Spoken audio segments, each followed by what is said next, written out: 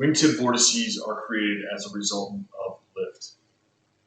Because of Mr. Bernoulli and Bernoulli's principle, we know that because of the Coulomb principle,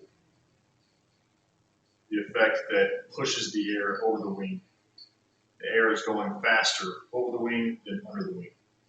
This creates an area of lower pressure relative to the higher pressure underneath the wing.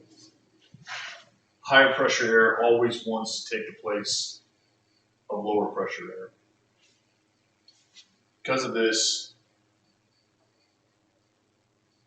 these two forces meet up at the path of least resistance, which is typically at the tip of the wing, and create wingtip vortices. The overpressure air works its way towards the fuselage, but then works its way back to the tips, and the higher pressure air is rotating towards the tips. This creates a spiraling stream that rotates inwards towards the fuselage and then outwards and downwards at about 300 feet per minute. These effects are most prevalent during landing and takeoff, although they are present in all stages of flight. They are most dangerous in heavy aircraft, meaning they're heavy, so they need wider wings. They create bigger wingtip vortices, and they create more lift.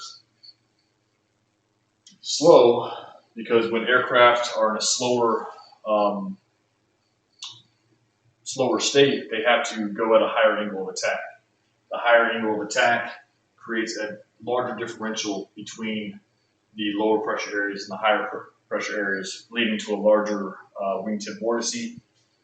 And clean, meaning there's no gear down, there's no flaps down, there's no interruption of the airflow over the wings to disrupt these wingtip vortices.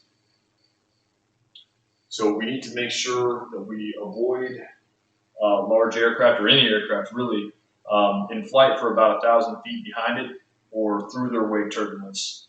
The maker of X-Plane actually created some physics-based software that identifies wake turbulence in the air. If you have time, you might want to check that out.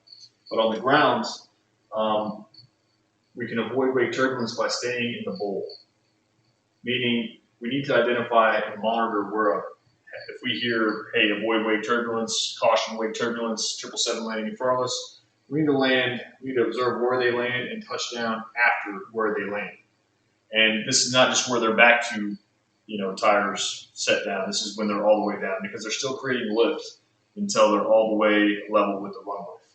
So we land ahead of that, and then on rotation, we rotate prior to when this heavy aircraft is rotating.